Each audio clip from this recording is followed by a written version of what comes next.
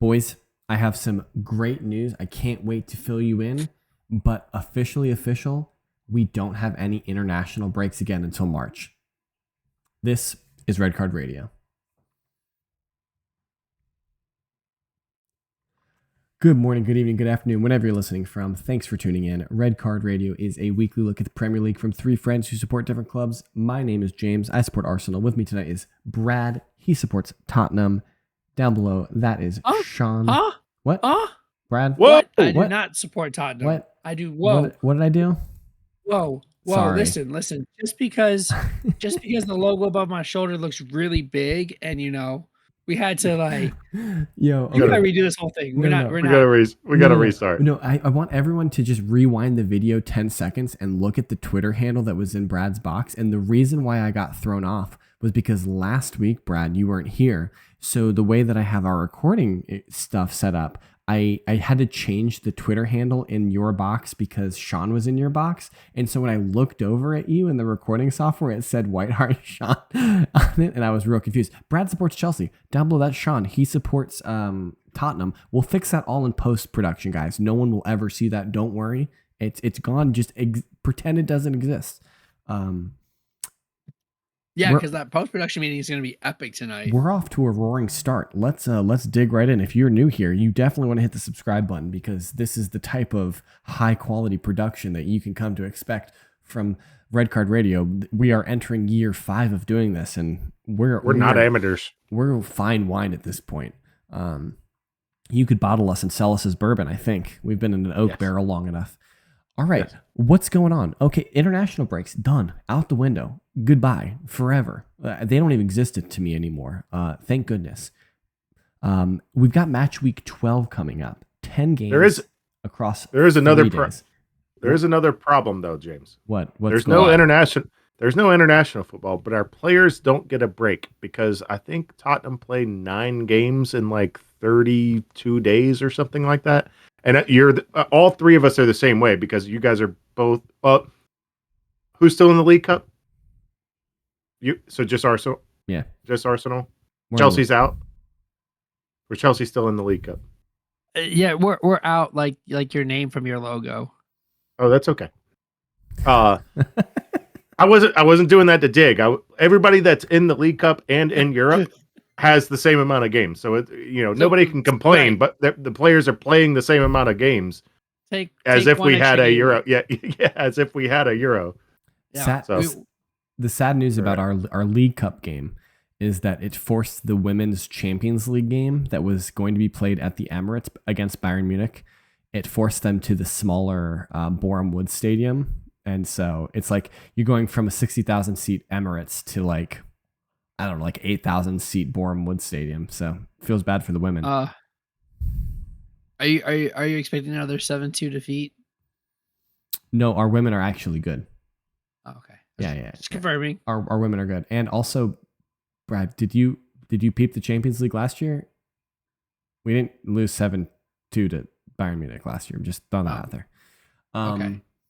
All right. I don't know. I didn't watch Champions League last year. Yeah. What did Chelsea do in the Champions League last year? Yeah. We checking out. Yeah, just making sure. We ended up in the same spot, both at home for the final. I'd rather take my route to get to my couch than your route to get to the couch. All right. This is we're in the weeds. Match week 12. So we've actually, interestingly enough, we got match week 12, but there has been a pretty spicy news story that has come out in the Premier League that I think we would be remiss if we didn't speak about. So we'll tackle that. What's up, Brad? Wait. Yeah. If I think I know where we're going. You might. This is the international break. And we still have to talk about them? We are never free from talking about them, Brad. All right. Let's ever present. Let's keep it going. The international break started and PGMOL said, "Hold my beer," because I'm not done yet. So the news story that breaking news first heard here on Red Card Radio is that Premier League official David Coote has been suspended from all refereeing activities because a video surfaced online of him speaking derogatorily towards Jurgen Klopp and tangentially Liverpool Football Club. He was suspended when those two videos posted online, and then the internet found another video, a video of apparently David Coote at the Euros, and he, whoever the individual was in this video, was ingesting some sort of white powder in their nose. So you can take that for what it is. Again, these are all allegations. David Coote protests and claims his innocence in all of this. And in the second video from the Euros doesn't show that great a video of who it is. But hold on, Brad, your boy's done. He's gonna say that wasn't him in the first video. I think he's trying to claim it's doctored, like it's AI. Guys, this cannot air anywhere. Yeah. So if you've not seen these videos, I'm sure you probably have if you pay attention to Premier League football, but you could find them relatively easily. I think Sean and I, we have a pretty similar take on this, is that the video itself seems fairly innocuous in terms of what he says, but it's just the optics of it, right? Yeah. He's going to get fired because you can't say what he said. But like in America, like those line judges in the NFL, they know the coaches they hate. Because those guys are just in your ear berating you the entire game, and you're like, oh my God, I don't want to play the Ravens and listen to Harbaugh game. Like, he's such a effing C.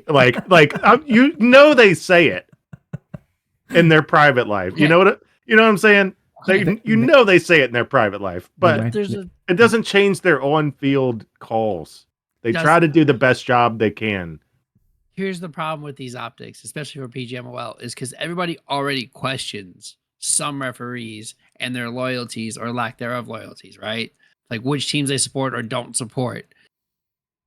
And then you have someone that's like, yeah, Liverpool are terrible or were terrible, whatever. It doesn't matter what tense of the word of are that you put there, right? We can conjugate that verb how we want to.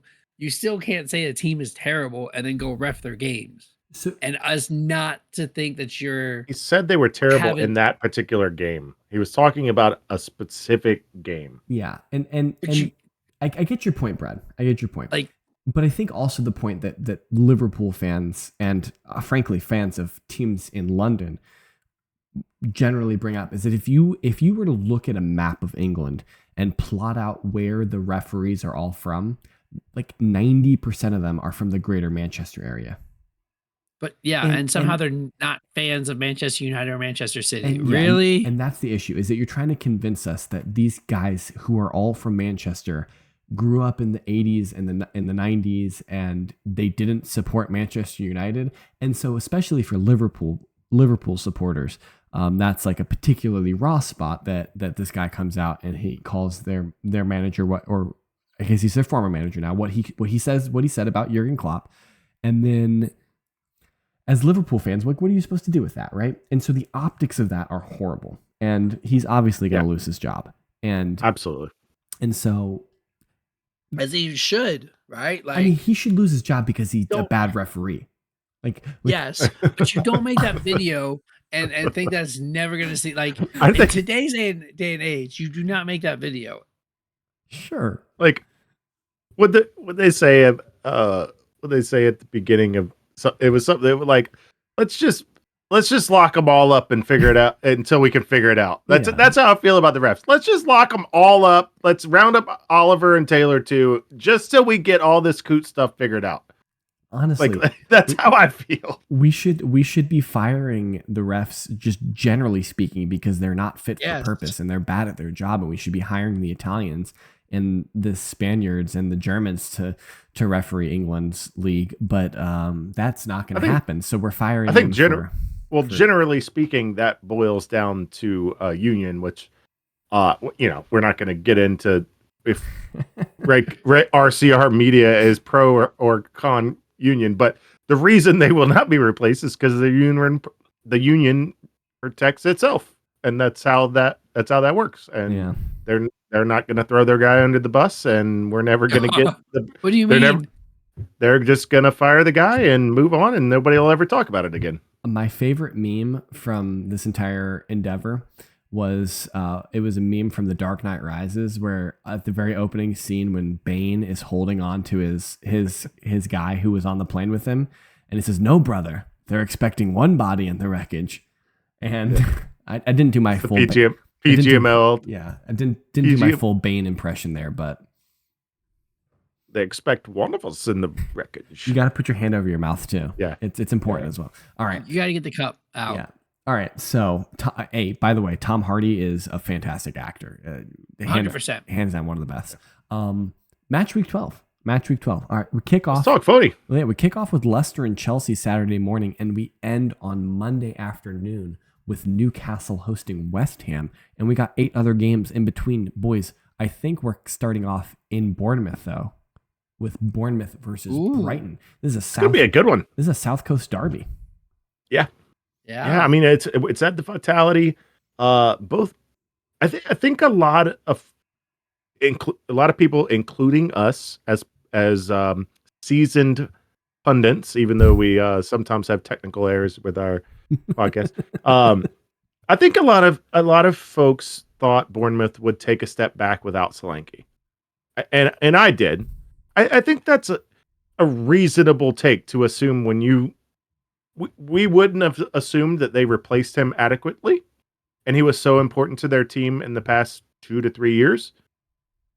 You would assume that they would take a step back by losing a player like that, and in our eyes, not adequately replacing him. Yeah, absolutely. I think we all have to say we're wrong. They certainly are playing very well. Pretty darn good this year. I mean, I'll be honest. I am always like a half step away from relegating Bournemouth every season. Every season? Yes, you are. So like it doesn't. You're ridiculously unfair to Bournemouth. It doesn't take a lot for me to be like, yeah, the cherries are going down. They're done this year. So they have less losses than Tottenham. I just want you to know that they sit 12th. No, they have the exact same record as. That's Bournemouth. Sorry. I was looking at Brentford. I apologize. I mean, they're sitting on 15 points, so they're halfway to safety, right? Don't we consider 30 to be pretty safe? I mean, 40's definitely safe. No one's ever been relegated at 40, but you get to 30, you're feeling pretty good. I mean, Southampton are looking to run up a cool 16 this year, or around 15 this year. So I think they'll be okay. They're playing pretty darn good, and Brighton. Listen,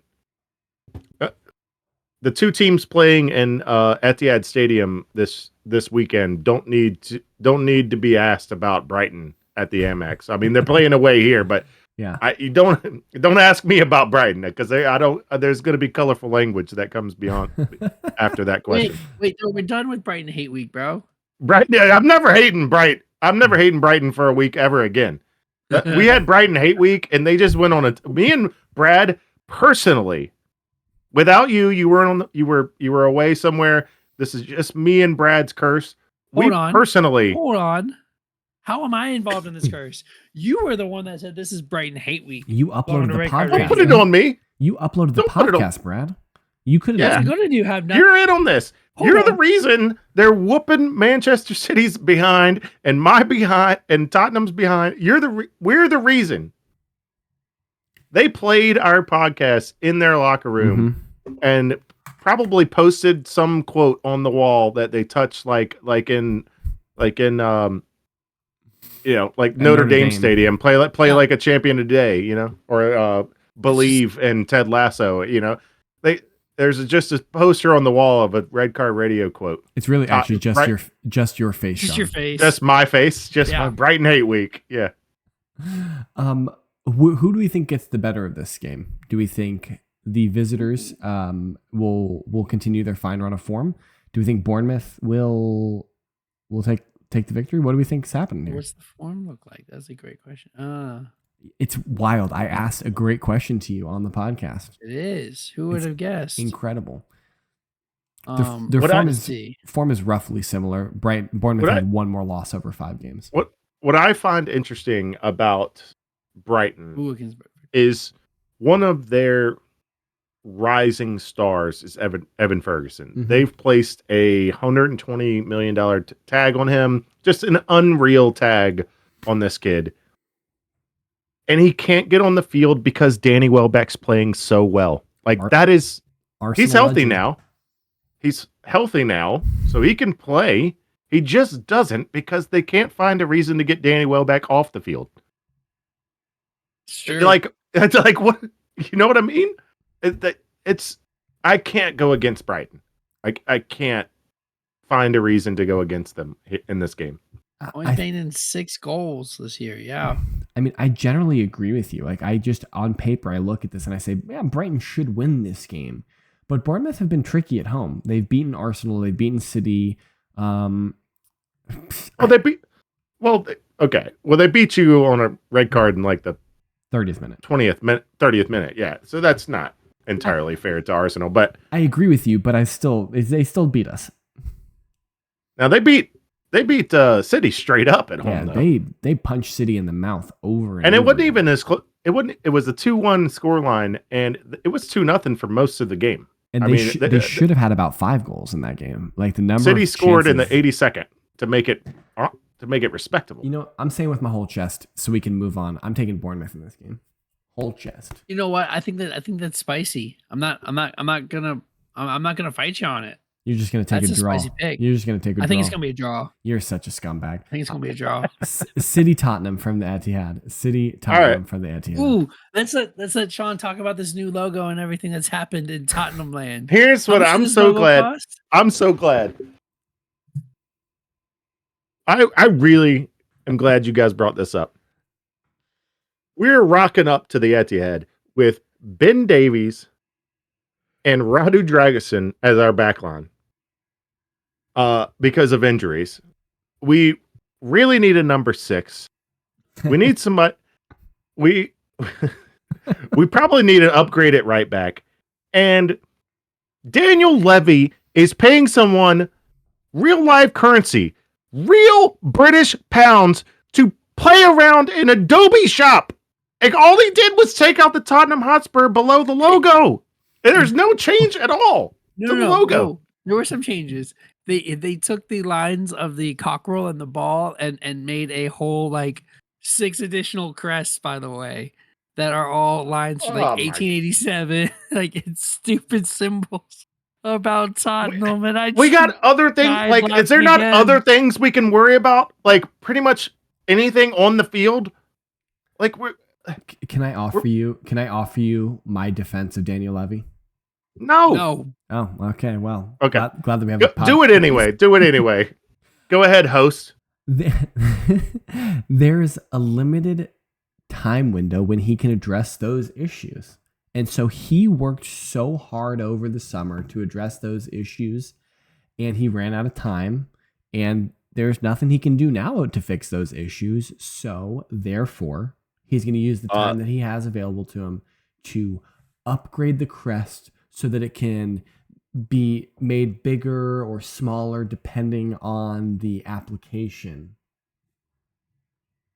Wow. I've got two answers that can fix this. All right. That he can do right now. Number 1, recall Ashley Phillips from Stoke. That's expensive. Doesn't matter. You know what's expensive? Playing around in Adobe Shop for with our logo. So right now, number 2, we need a center back, Brad. We can't have Ben Davies playing center back against Manchester City.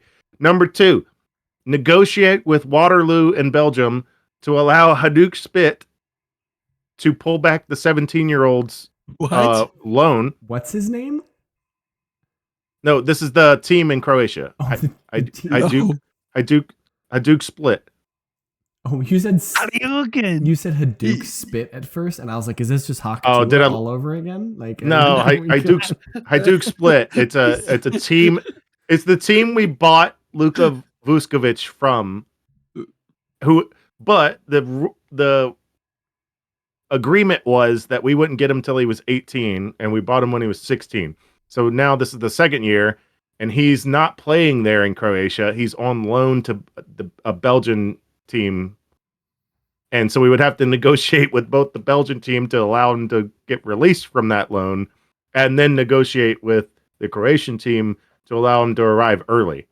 All of that can be done without transfer period. Yeah, but could he get a work permit is another issue entirely.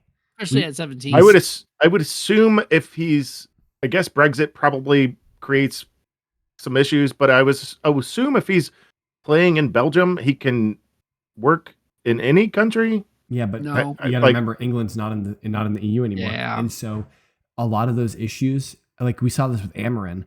Amorim coming to United, there were some questions about whether or not Amorim would be able to get his work visa in time to take the team against Ipswich this weekend. He has since gotten his work visa, but the young kids, he will have a harder time getting a visa. I wouldn't be surprised if he goes out on loan again next year. I wouldn't be surprised. So, even when he is with the team, yep, they're going to leave him in Europe. I wouldn't be surprised. Yeah. Again, all of those things cost money. What do we know about Daniel Levy, Sean? He spends a lot of money. He cleared. Yeah. We just got a new logo. I don't know if you saw. They paid somebody to do that. Right. But does he spend money on players? Yeah. You check out our net spend last year. Yeah, I actually has supported Ainge pretty well. I mean, I was pretty angry about settling for Bergvall because he would be less wages than another player. Gallagher would be another example. We can pay an 18-year-old Swedish kid a lot less money than Conor Gallagher. So that was the reason we went with Bergvall. So that is frustrating. That is frustrating. I think also Chelsea was charging Tottenham an astronomically more English money than they were charging Atletico Madrid for the same player. Sure. And Madrid played the game well, and good for them. They got a decent midfielder. Anyways, on the field, it's been 5 minutes. He hasn't told us what Tottenham's doing to do yet. He's told us that Ben Davies and Radu. Ben Davies and Radu are on the back line. Pedro Porro may or may not be already in Spain because he needs a new right back. Is Udogie healthy? No, I don't. Listen, I don't need a new right back. I just think that we probably would be better if we upgraded right back. So if Real Madrid wants, Real Madrid, who can you get realistically? Who can you get that's an upgrade over Pedro Porro? I don't know if you can get them, but I can name a better right back than Pedro Porro. I'm correct. I'm not saying that we couldn't do that. Denzel Dumfries, Ben White, Takahiro Tomiyasu. Ben Dumfries has just re-signed with Inter. Urian Timber. All right. Well, you're just naming center backs on your team. I'm naming players who play right back at Arsenal. So according to 90minutes.com, what is this website? 90minutes.com. Yeah. Oh yeah. One of the premier soccer websites, and you probably wouldn't know about it. Malagusto is ranked at 17th best right back in the world.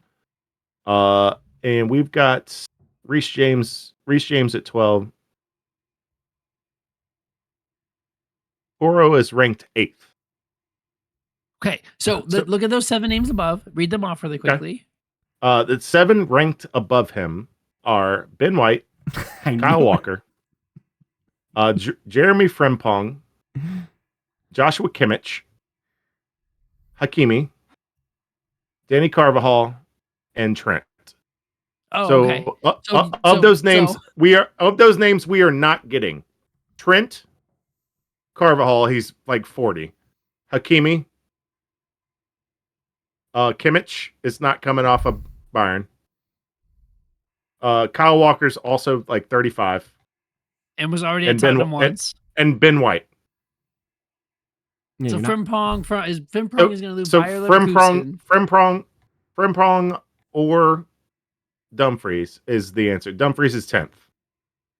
Jules Koundé is the 9th player. So out of those players, though, Kimmich is probably the most available Yeah. because he's not re-signing for Bayern yet. Now, whether he'll come to Tottenham or not, I don't know. But he's the He's most not available.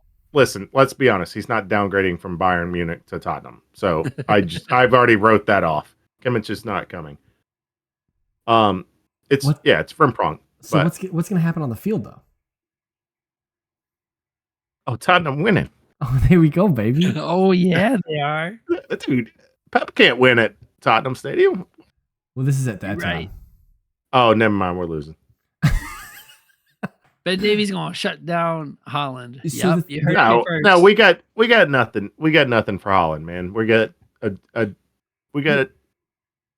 slow Neanderthal playing with like 5'9" Ben Davies. Like we're not. Yo, Drags Knuckle is gonna lock him up. Okay. He's not a bad. I love that nickname that I came up with. I think it's fantastic. Yeah, we're not.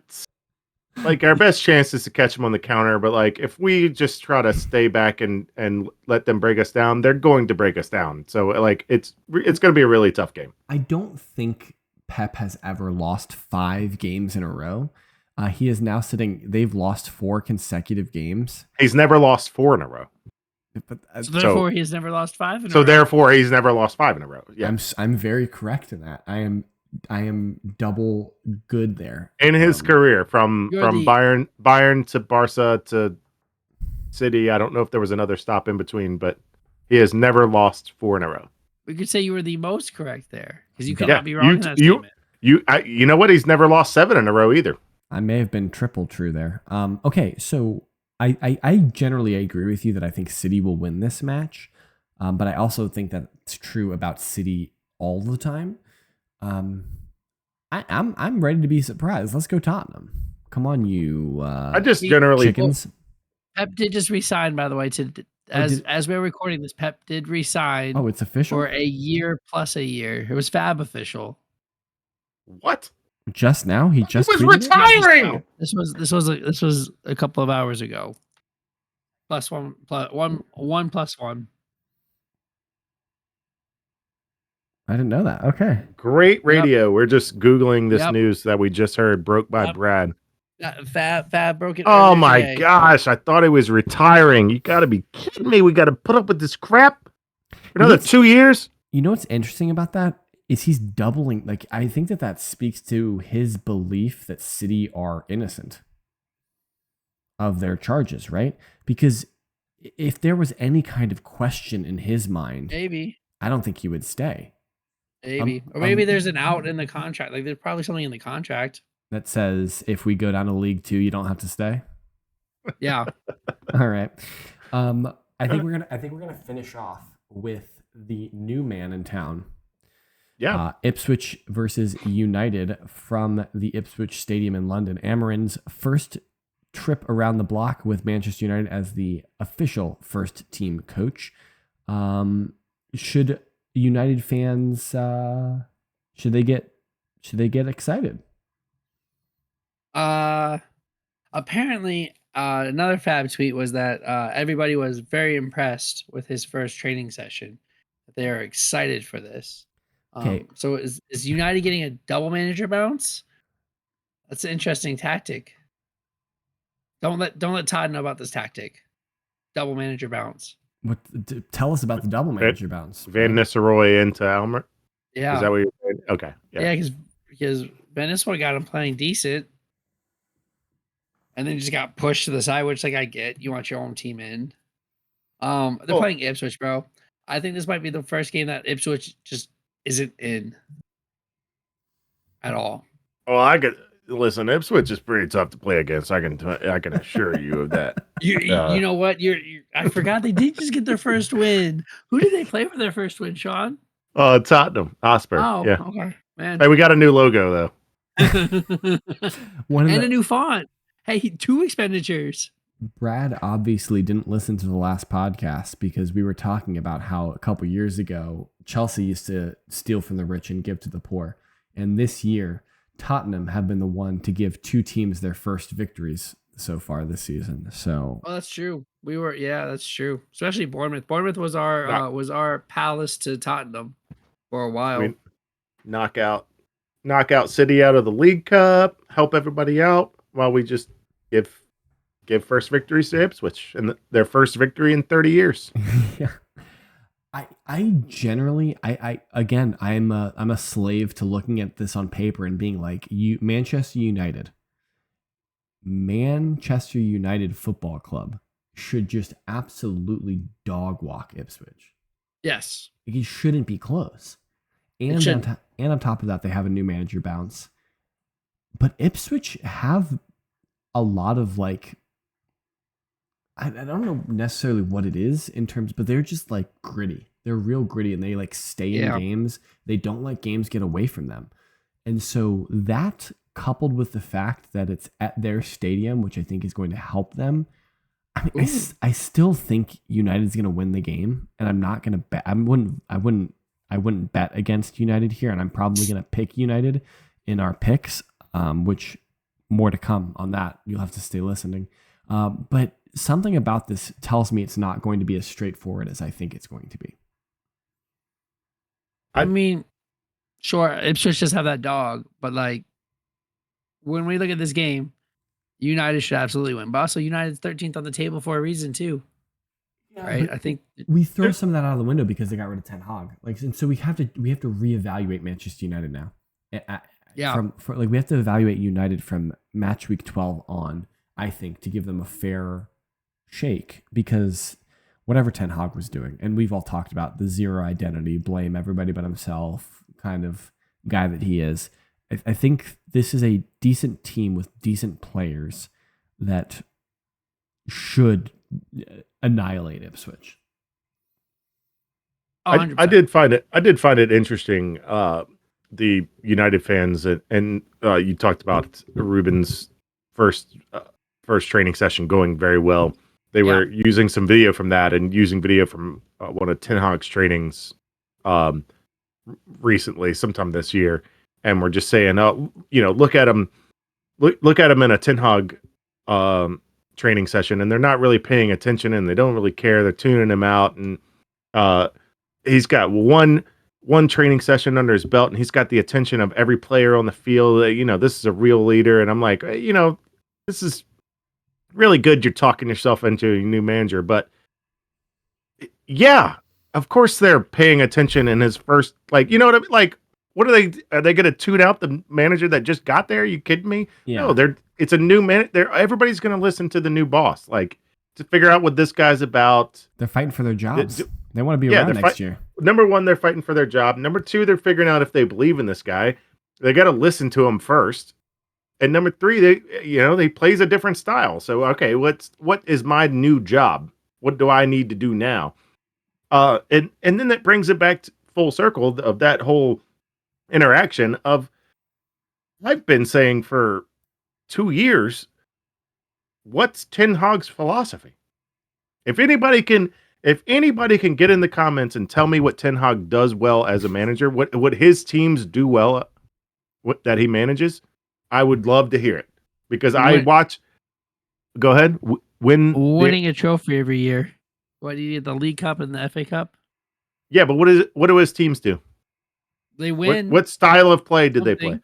I no idea, but they win something. Brad is being sarcastic in this moment because even he doesn't believe what he's saying. No, I hate Ten Hag. No, I wish Ten Hag stayed as their manager. He's a great manager. Why are we disparaging this man? He no longer has a job. Why are we disparaging this man more? We agree with you, Sean. And I think that's the point, and I think that's a point that you've brought up very well over the last year and a half about them. Is just that what are they? And so it'll be interesting to see. I think this is probably a good place to end our conversation about match week 12. Though I mean, I think we've got a couple of other good games. We don't got to talk about them.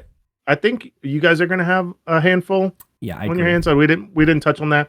I doubt it though. You guys should win like a 3-1 or so. Yeah, I hope so, but it'll be. But tough. Villa Palace is going to be a pretty good game, honestly.